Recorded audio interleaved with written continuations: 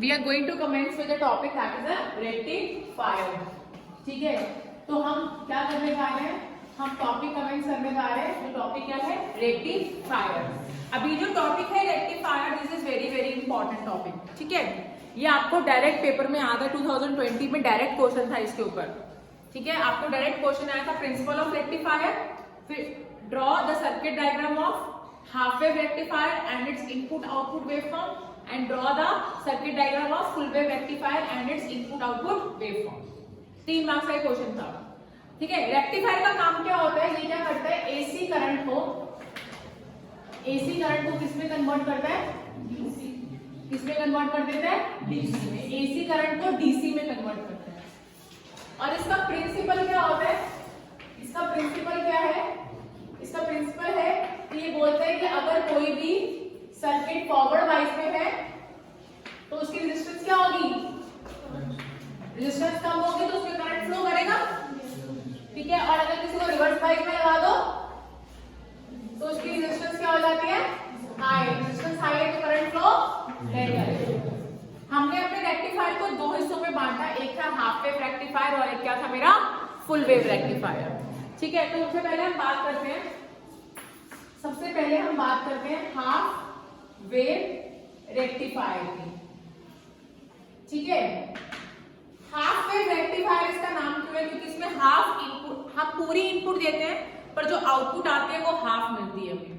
हम पूरी इनपुट देते हैं पर जो आउटपुट आती है वो क्या मिलती है हमें, हाफ मिलती है. हम यहाँ पे 2 कॉइल्स लेंगे, एक लेंगे प्राइमरी कॉइल और एक लेंगे हम secondary coil. I am going to pick up the 2 coils over here, one is primary and second is secondary. ठीक है, तो मैंने यहाँ पे 2 कॉइल्स लिए, ये मेरा प्राइमरी कॉइल है तो मैंने इसे एसी करंट प्रोवाइड कराया. ये मेरा primary coil, this is my primary coil. इसको मैं इनपुट दे रही हूँ, इसको हम इनपुट देते हैं वो हमेशा क्या होता है, प्राइमरी. जिसको हम इनपुट देते हैं वो क्या होता है हमारा प्राइमरी कॉइल. और मेरे पास एक दूसरा कॉइल है जिससे मैं क्या लूंगी, आउटपुट लूंगी. और मैं यहाँ पे एक डायोड लगा दूंगी. डायोड मतलब पीएन जंक्शन. ये पी होता है, ये क्या होता है, N. This is symbol of PN junction. ये पी और ये एन. ठीक है, और मैंने यहाँ पे रेजिस्टेंस लोड लगा दिया. रेजिस्टेंस लोड से हम क्या लेते हैं, आउटपुट लेते हैं. ये मेरा रेजिस्टेंस लोड है. लोड से क्या लेते हैं, हम आउटपुट लेते हैं. और जहां से हम आउटपुट ले रहे हैं वो सर्किट क्या होगा हमारा, सेकेंडरी सर्किट. ठीक है, ये मेरा P1 टर्मिनल, ये मेरा P2 टर्मिनल, ये मेरा S1 टर्मिनल और ये मेरा S2 टर्मिनल. अब बनाते हैं इनकी इनपुट आउटपुट वेवफॉर्म. ठीक है, ये मेरी इनपुट किसमें आ रही थी, मेरी एसी सर्किट के अंदर. ये मेरी इनपुट थी, ये क्या थी मेरी इनपुट. ये पॉजिटिव हाफ साइकिल, ये नेगेटिव, ये positive negative positive negative positive. और इसकी कॉरेस्पॉन्डिंग मुझे क्या मिलेगी, आउटपुट. और आउटपुट में मुझे क्या चाहिए, ये जो एसी सर्किट है इसे किसमें कन्वर्ट करना है मुझे, डीसी में. ये जो एसी है I have to convert it into the DC. ठीक है, ये मेरा एसी जो करंट है इसको मुझे डीसी में कन्वर्ट करना है. I have to convert it into a DC. Clear, okay.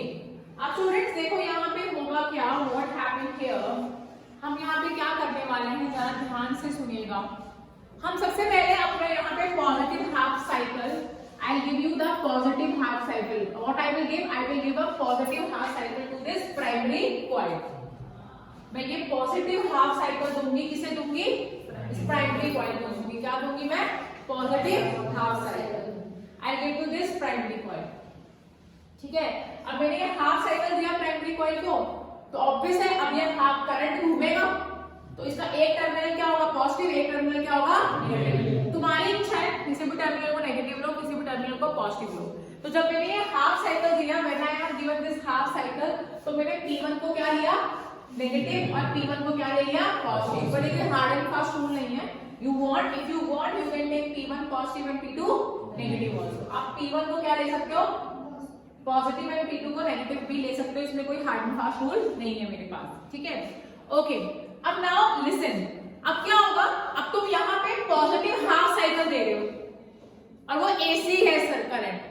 जो पॉजिटिव हाफ साइकिल है वो क्या है, पे? ऑल्टरनेटिव करंट है, तो वो इंक्रीज करेगा डिक्रीज करेगा?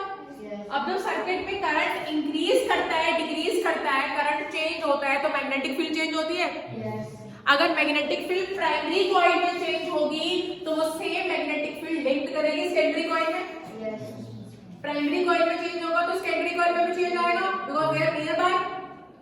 ठीक है, अब तो सेकेंडरी कॉइल में मैग्नेटिक फील्ड चेंज होगी तो उसमें क्या होगा? इंड्यूस करंट पैदा होगा, जिसकी डायरेक्शन क्या होगी? ऑपोजिट। अगर यहाँ पे करंट पॉजिटिव से नेगेटिव जा रहा था, P2 से P1 की तरफ जा रहा था, तो यहाँ पे जो इंड्यूस करंट पैदा होगा वो कहाँ जाएगा? S1 से S2 की तरफ उल्टा। यहाँ क्या घूम रहा है करंट? क्लॉकवाइज। यहाँ क्या घूमेगा? Anti clockwise. अब करंट कहाँ से जाता है? पॉजिटिव से नेगेटिव, तो अब इसको उल्टा घुमाने के लिए जो नेगेटिव था वो क्या बन गया?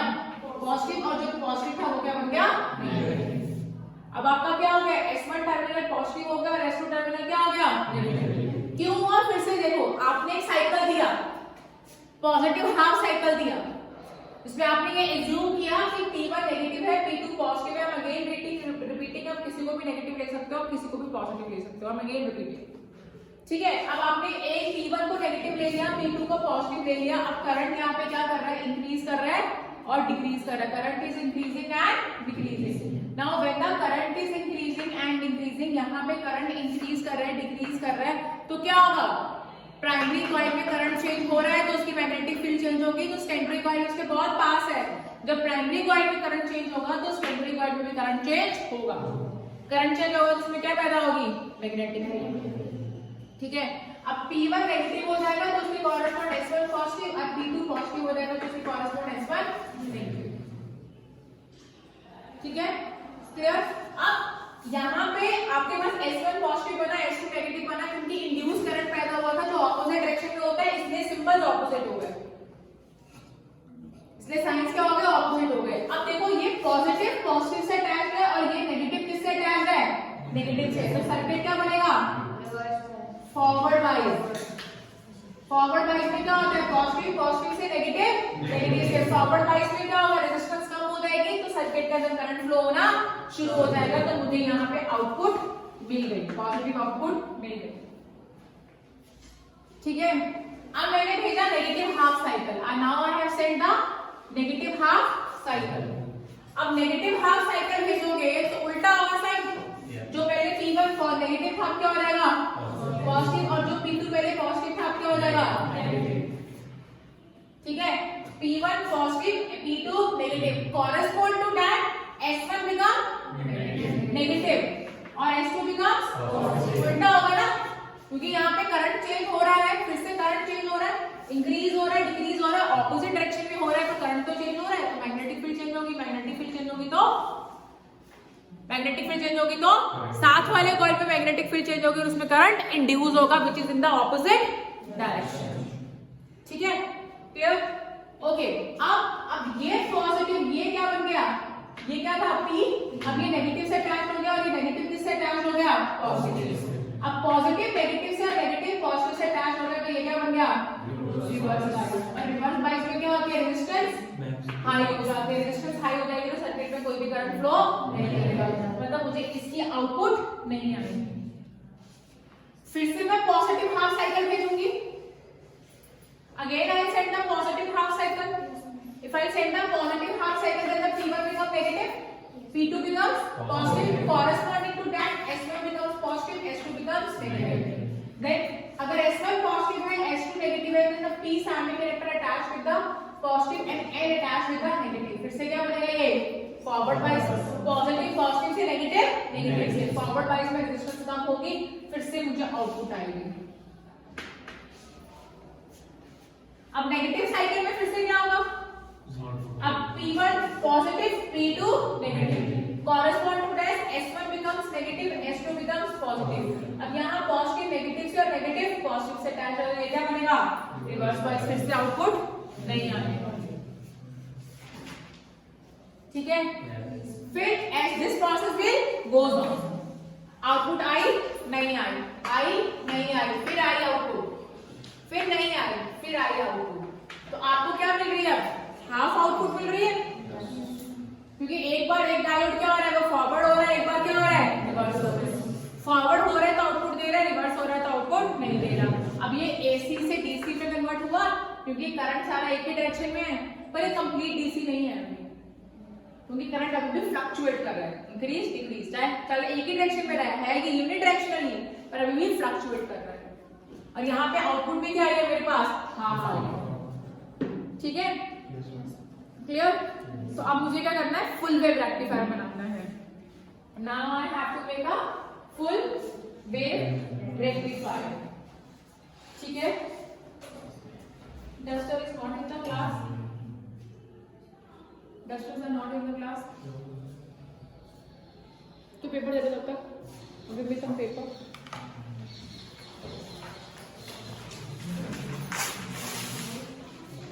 रख दे देते हैं। Now I have to do full wave rectifier. Full wave rectifier में प्राइमरी कॉइल तो वही रहेगा, पर सेकेंडरी में हल्के से चेंजेस आते हैं। क्या चेंजेस आएंगे सेकेंडरी में? सेकेंडरी में एक डायोड की जगह ना आई विल पुट 2 डायोड्स, और रेजिस्टेंस लोड को दोनों में कॉमन कर दूंगी। मतलब रेजिस्टेंस लोड पहले डायोड D1 के साथ भी अटैच है और दूसरे डायोड D2 के साथ भी अटैच है। ठीक है, और इसकी आउटपुट थोड़ी सी डिफरेंट आती है।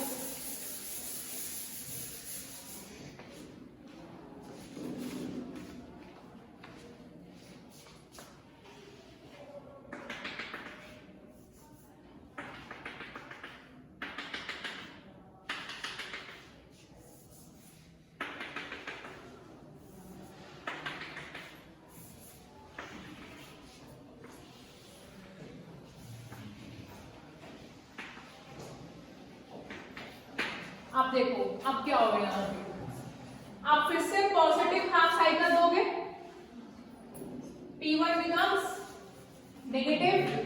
ये मान के चल रहे हैं हम लोग, पहले बार बार बोल रही हूँ, P1 पॉजिटिव भी हो सकता है। P1 becomes negative, P2 becomes positive. Current flow करेगा पॉजिटिव से नेगेटिव, पर ये जो करंट फ्लो करेगा वो क्या हो रहा है, फ्लक्चुएट हो रहा है, कभी इंक्रीज हो रहा है कभी डिक्रीज। अब करंट चेंज होगा तो मैग्नेटिक फील्ड चेंज होगी, अगर प्राइमरी कॉइल में मैग्नेटिक फील्ड होगी तो उनकी मैग्नेटिक फील्ड सेकेंडरी कॉइल में भी चेंज करेगी।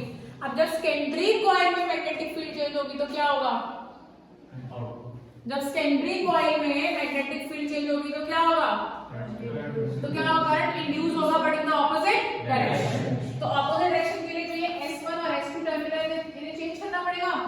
जो पहले P1 नेगेटिव था वो S1 क्या हो जाएगा पॉजिटिव, और S2 क्या हो जाएगा नेगेटिव। अब देखो डायोड D1, इसका पॉजिटिव किससे अटैच्ड है, पॉजिटिव से, और इसका पॉजिटिव किससे अटैच्ड है, नेगेटिव से। तो D1 डायोड बिकम फॉरवर्ड बाइस and D2 becomes reverse bias. तो करंट कहां से फ्लो करेगा, D1 से, क्योंकि D2 तो क्या हो गया रिवर्स, इसकी रेजिस्टेंस हो जाएगी हाई, रेजिस्टेंस हाई होगी तो करंट को फ्लो करने नहीं देगा। तो D1 डायोड में से करंट फ्लो करेगा, ठीक है, करंट फ्लो करेगा, करंट फिर flow and move to the resistance low, current flow करेगा इसमें। ठीक है, अब इसमें करंट फ्लो करेगा और मेरे पास अब जो आउटपुट आएगी वो किससे आएगी, मुझे D1 डायोड से मिलने वाली है आउटपुट।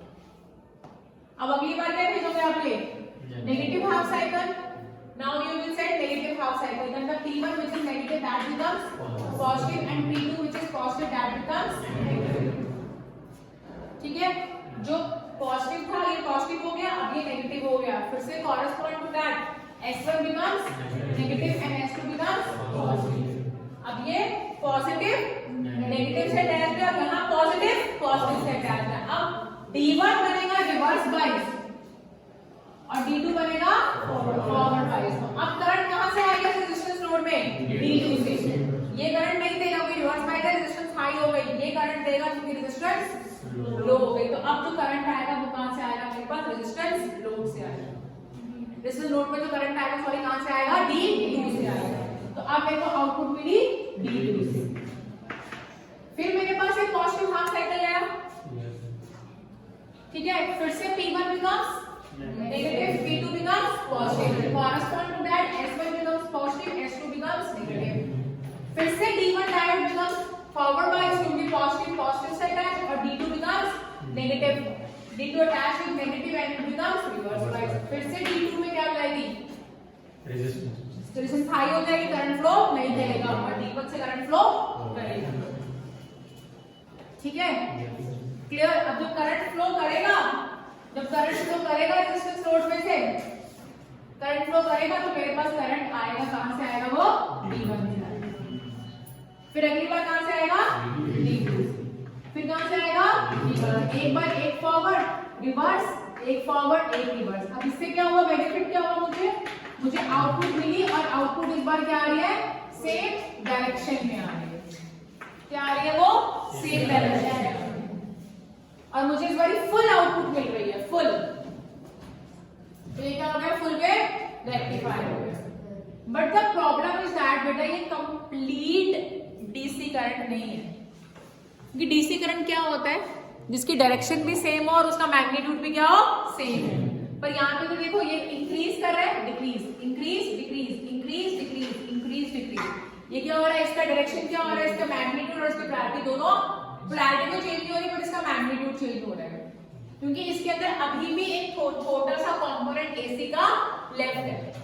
अभी इस आउटपुट के अंदर डीसी भी है क्योंकि एक ही डायरेक्शन में ट्रैवल कर रहा है, बट एसी कंपोनेंट भी है क्योंकि मैग्नीट्यूड वेरी कर रहा है। तो मुझे इसे कंप्लीट डीसी बनाना होता है ना, तो पता मैं क्या करूं, फुल वेव रेक्टिफायर के आगे कैपेसिटर लगा देती हूं। व्हाट आई विल डू, मैं एक फिल्टर सर्किट बनाऊंगी। I will form a filter circuit.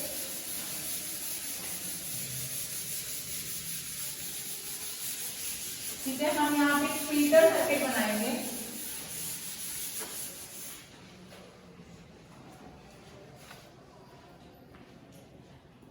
We will have a filter circuit। ठीक है, और क्या करेंगे फिल्टर सर्किट में, हमारे पास ये जो फुल वेव रेक्टिफायर होगा,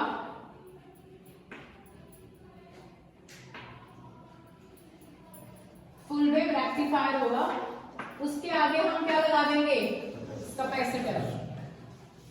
और फिर जो आउटपुट आएगी ना वो कंप्लीटली डीसी होगी। कैसे, कैपेसिटर की रेजिस्टेंस क्या होती है, कैपेसिटिव रिएक्टेंस याद है, अल्टरनेटिव करंट चैप्टर 7 चैप्टर। तो कैपेसिटर की रिएक्टेंस रेजिस्टेंस को क्या बोलते हैं हम लोग, कैपेसिटिव रिएक्टेंस। फॉर्मूला क्या होता है, 1/C ओमेगा। ये क्या होती है, फ्रीक्वेंसी। डीसी सर्किट की तो कोई फ्रीक्वेंसी नहीं होती क्योंकि वो स्ट्रेट ट्रैवल करता है, फ्रीक्वेंसी तो उनकी होती है ना जो वेरी करते हैं। तो डीसी सर्किट की फ्रीक्वेंसी क्या होती है, 0। यहाँ पे अगर तुम डीसी सर्किट के लिए अब देखो, डीसी सर्किट को एक कैपेसिटर कितनी रेजिस्टेंस ऑफर करेगा डीसी सर्किट को, तो डीसी सर्किट की फ्रीक्वेंसी 0, तो यहाँ पे नीचे 0 आया तो वो क्या बना, इंफिनिटी। मतलब capacitor infinite amount of resistance offer करता है डीसी करंट को। मतलब अगर कैपेसिटर में से डीसी करंट पास करता है तो वो अपनी रेजिस्टेंस को इनफाइनाइट कर देता है, जिससे क्या होगा, करंट फ्लो ही नहीं कर पाएगा, जिससे क्या होगा, करंट फ्लो ही नहीं कर पाएगा। ठीक है, यही होगा। तो अब जैसे ही मेरा जैसे ये फुल वेव रेक्टिफायर में से जो आउटपुट आई थी जिसमें एसी कंपोनेंट भी था और डीसी कंपोनेंट भी था, जैसे ही कैपेसिटर में से ट्रैवल करने जाएगा वो एसी कंपोनेंट को आगे भेज देगा और डीसी कंपोनेंट को वहीं रोक देगा। क्योंकि जब से डीसी कंपोनेंट निकलने लगेगा वो क्या देगा, उसे इनफाइनाइट रेजिस्टेंस, इतनी सारी रेजिस्टेंस देगा कि डीसी कंपोनेंट इसमें से निकल ही नहीं पाएगा, फ्लो ही नहीं कर पाएगा। और इसके अंदर जो एसी का पार्ट होगा वो बाहर निकल जाएगा। तो एसी निकल गया तो पीछे क्या रह गया, सिर्फ डीसी। तो आपके पास क्या हो गया, डीसी फिल्टर हो गया, मिल गया पूरा। जो आउटपुट होगी वो सिर्फ क्या हो गया, डीसी। ठीक है, और एक चीज और याद रखना, हाफ वेव रेक्टिफायर जो होते हैं ना उनकी फ्रीक्वेंसी सेम रहती है, चेंज नहीं होती है। मतलब जो इनपुट की फ्रीक्वेंसी है वही आउटपुट में फ्रीक्वेंसी आती है। पर फुल वेव रेक्टिफायर में जो फ्रीक्वेंसी होती है इनपुट की वो आउटपुट से डबल हो जाती है। ठीक है, फुल वेव रेक्टिफायर में, मैंने कुछ उल्टा बोला, फिर से करेक्ट कर देती हूँ। फुल वेव रेक्टिफायर में जो आउटपुट की फ्रीक्वेंसी होती है वो इनपुट से डबल हो जाती है, और हाफ वेव में वो इनपुट और आउटपुट की फ्रीक्वेंसी सेम रहती है। ठीक है, is that clear? With this the topic of rectifier is over.